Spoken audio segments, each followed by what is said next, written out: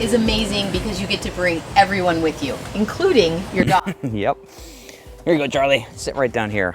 And so in this course, we're going to be talking about what you need to know to travel with your dog with peace of mind and to keep your dog comfortable and safe. We're going to talk about temperature control, how to monitor the temperature, vaccinations, records, crossing borders. We're going deep in this one, so let's get started.